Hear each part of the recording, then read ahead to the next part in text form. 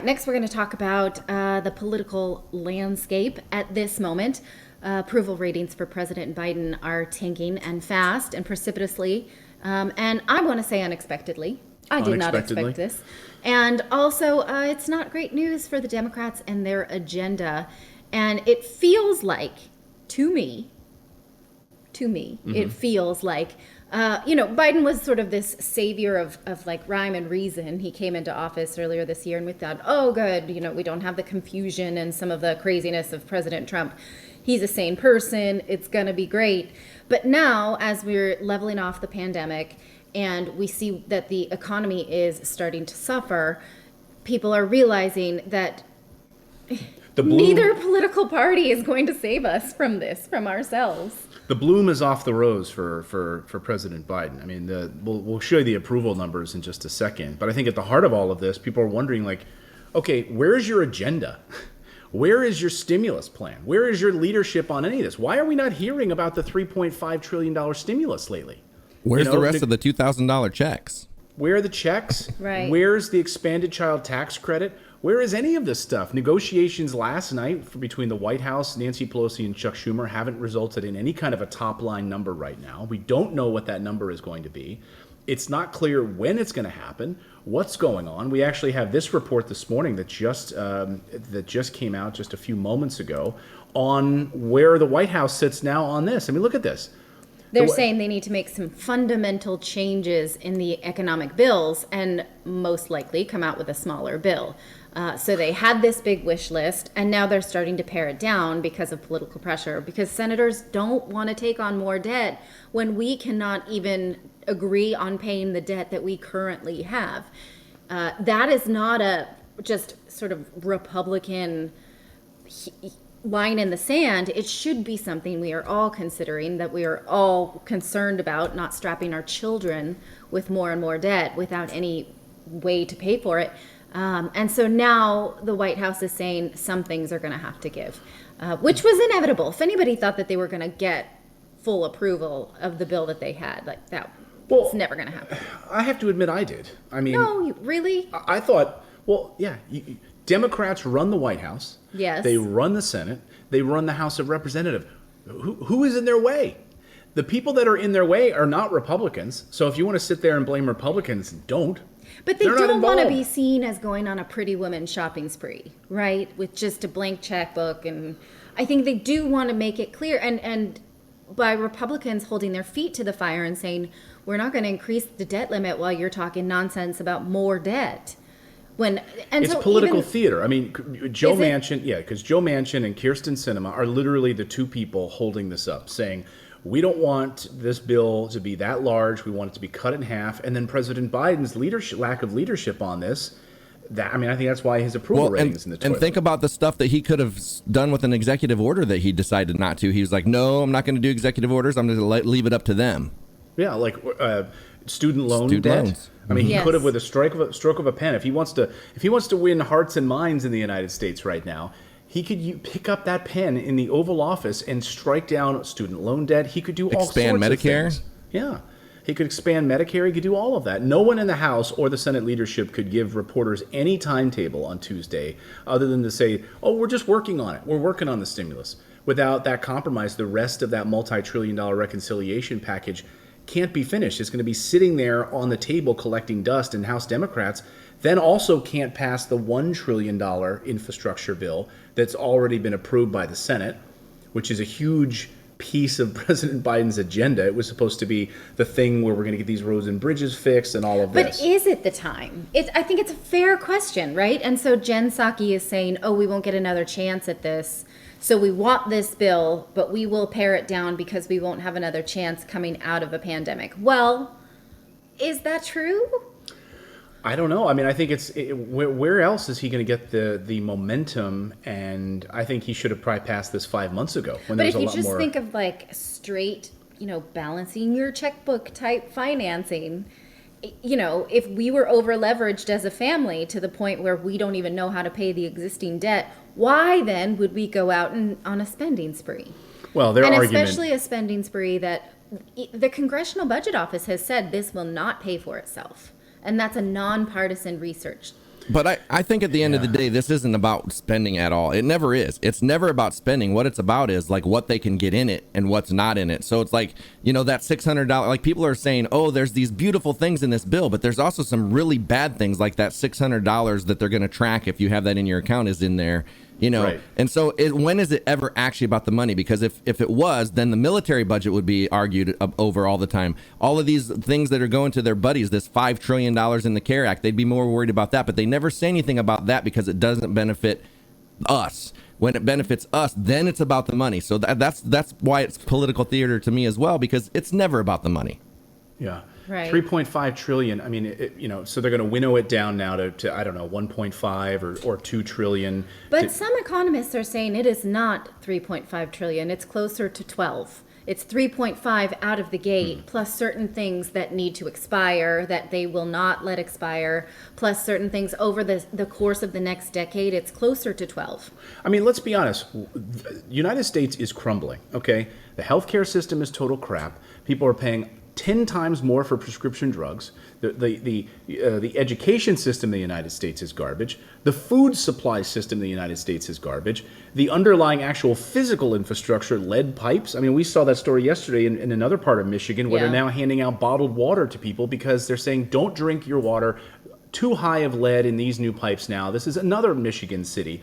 They said, oh, it's okay for you to take baths and showers and wash your hands, but just don't drink it. Who's going to do that? I'm going to take a bath in this horrible toxic water. Do you know that your skin is the biggest organ in your body? Right. Like, so let's it can absorb It's okay. Just don't drink chemicals. But this is what the United States is facing. So whatever price tag you want to put on fixing this stuff, at some point we've got to do it.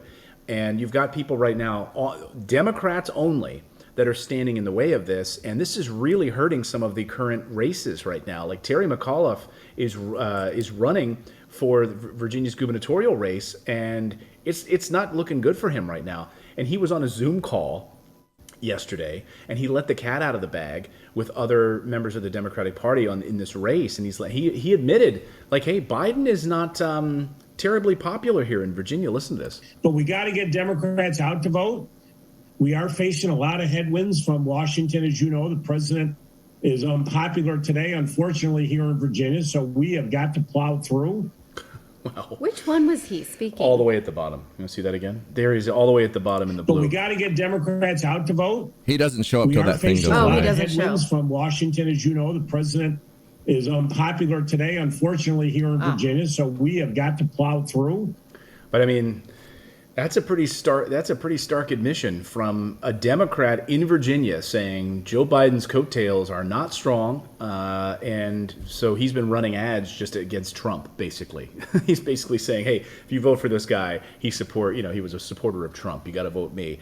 So it's really troubling right now for Democrats, right? And in fact, a recent Gallup poll shows that more people support the Republican Party when it comes to either protecting the country from international threats or protecting the country from its own budget. Look at that. I mean, that's Yeah. a pretty 39 to 54 for Republicans to Democrats right now. Right. Believe that Republicans are stronger on safety, right? Well, obviously, it didn't help that Afghanistan imploded, and we don't know what a Taliban government will do, right? Biden took a lot of heat for that because even though this exit was negotiated by former President Trump, the way that it was executed was not elegant. Mm-hmm. And so people are blaming President Biden and thinking that now we are more unsafe because we've left certain parts of the world unstable, right? Another poll shows that people have more confidence in the Republican Party to bring the country back to a prosperous, and obviously that's circumstantial, right? Under Trump, the economy was good. Then we had the pandemic, the economy was bad. It's really hard to assign blame, but this is how people feel in this moment. It also is slightly indicative that people are realizing, oh, no political party is really going to save this. Right. And so, we do see movements for a third party, but it was like, oh, okay, Trump was a bit loony. And now we have a sane president, and that, we're going to be stable now, and that's not been the case. And the Democrats also are making choices on behalf of the country that don't feel awesome. I'm going to say, Well, I'm going to go out on a limb here and say that I think maybe the thing that, maybe the decision that hurts Biden the most, because we talk about 4.3 million people quitting their jobs in August. It's going to be worse in September. Biden's approval ratings are in the toilet. This deadline is now approaching for all of these people to get these vaccines. I'm going to go out on a limb and say that Biden's vaccine mandate may end up being the worst decision of his presidency. Well, and I was going to bring up too, like, I don't we're know talking if about. if that's a pivotal point. Like Think that. about it. Just think about it for a second, right? I mean, what you're telling business owners, you're basically saying to people, you've got to do this, even if you've had, even if you've had it, even if you've been infected a few months ago, you have to get this. All sorts of reasons that people, and look at the military, the hundreds of thousands of members of the military right now are saying, I'm not going to get it. What's going to happen Well, to and them? you They're had going to be surgeons. dishonorably discharged. You had surgeons and stuff like in the hospitals that are like, look, they understand natural immunity. They're doctors. They understand that. And that's not good enough. They still lost their job because they weren't vaccinated. Right. And you know what I was going to talk about too is like when you're talking about like Republicans and Democrats and how this system is completely messed up under both of these parties, it doesn't matter who's in power. You still have a company like Merck that created a drug that is going to supposedly help you treat COVID in a very efficient and effective way. And it costs $14.40 to make the pill, yet they're going to charge $560 per pill. That would happen regardless. So if you look at like the system as a whole, it doesn't matter. Like the bad parts of the system are going to be here no matter what party's in power. And then it's just like what little scraps is each party going to give us to make us feel like it's slightly better. Right. And, the sad part is that this vaccine mandate has been used to weaponize. It's weaponized, right? In order to sort of, like, for each party to abuse one another. If you feel this way about not wanting it, then you can lose your job rather than like, well, we'll test you all the time, right? Right. Then, okay, that should be an option. If someone feels as though, for instance, they have a pre-existing condition that makes them prone to blood clots and they don't want to take a chance with their health to take a vaccine and their doctor has said that they shouldn't, right? Okay, someone and their doctor made that choice. Is it for us then to weaponize like, well, then you don't have a job, right? Or Well, and are there weaponize- ways that you Even can in work what they're around? saying. Sorry. Go ahead. Even with what they're saying with like they're now like Psaki and Biden, they're all saying that this is a pandemic of the unvaccinated. They're basically saying if you're unvaccinated, you're the problem when, if you have natural immunity, if you talk to your doctor and you have these issues that you can't get it, like that's just all out the window. Well, you're looking at 2 breakthrough cases here. So, I mean, we had it, and we both had vaccines and we both caught it and it was pretty terrible. And I was glad that I was vaccinated because I didn't know how much worse it could get, but it felt pretty dang bad when we did have it. I'm just saying for Biden, I'm just saying for this mandate, which is going to, in many ways, labor shortages already. And now you're going to have a lot of people saying, there's no way I'm getting this because to work at a Subway or whatever, or where I'm going to work because of this state's mandate or this government entity I'm leaving. And then you're going to replace them with National Guard members.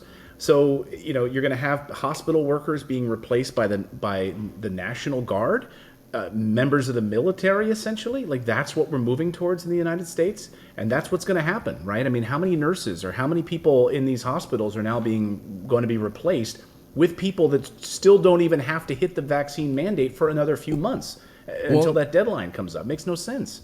Can you kind of explain the difference that you see over there in Portugal versus here? Well, for one thing, if you've been infected, they won't let you get the vaccine for 6 months. Mm-hmm. They're like, and it's called, they call it ALTA, ALTA status, which means natural immunity. You have it, and you can get a card from your health, from the National Health Service that says, I have natural immunity. It specifically says this person does not need to be tested for at least 90 days. And then after that, if you want to make sure that they can get on a plane, they could have a test, but they cannot have a vaccine for 6 months after they've been infected because the body does have antibodies already, which you don't need to inject them with more. That's the belief. And I got my blood tested. Go ahead, sorry. Well, I was going to say they never mandated anything and said, you know, you don't have healthcare workers losing their jobs and people losing their jobs because they decided not to. No. No, but I will say there is a more communal spirit here. During lockdowns, there were no protests. People were like, "Oh, it's safer to stay in." Okay, I mean, but there also is everybody has health insurance. Right. There was more government assistance to stay home. So it wasn't about like, I'm scared, I need to go to work, so I will protest. It was like, oh, this is good for all of us, we'll stay in. Yeah, I think we would have saw the same thing here had we been taken care of in some way during the, like if we would have got UBI, an ongoing stimulus or something, I think people would have been totally cool with staying home to take care of this. But when you say you're going to stay home, you can't go to work, so then you've got no money, we're not going to help you. Like they're freaking out because they got to feed kids. They got to take care of themselves. Yeah.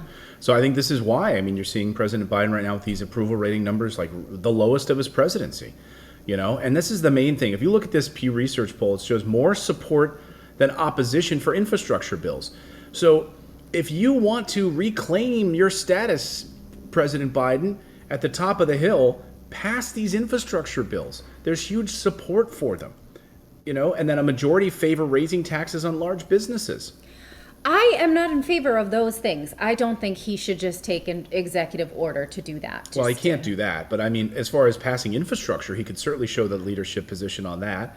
But overall, right now, he's got a disapproval rating of 53. Right. But I don't think that, I'm not going to pretend that I have the answers. I just don't like those options. Like push through more debt in order to, you know, like, I don't think that's the answer either. Well, this he's got to is do why something. I have not run for president. Well, this is why he's got to do something. Look, I'm not in favor of massive debt either, but at some point when you know that you've got a massive amount of waste that you're spending on military budgets and bombing other countries, and you've got Americans that are suffering right now.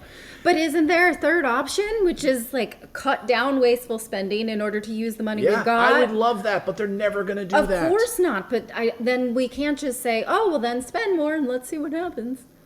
Well, I mean, okay, or we just let people die. We just let people, you know. Well, how about they actually listen to the American people and spend it on what we actually want them to? Because that's where it like if they would take the pulse of the American people, they would spend more than half of what they do on war. And the majority of people, even 80% of Fox News viewers, were in favor of Medicare for all.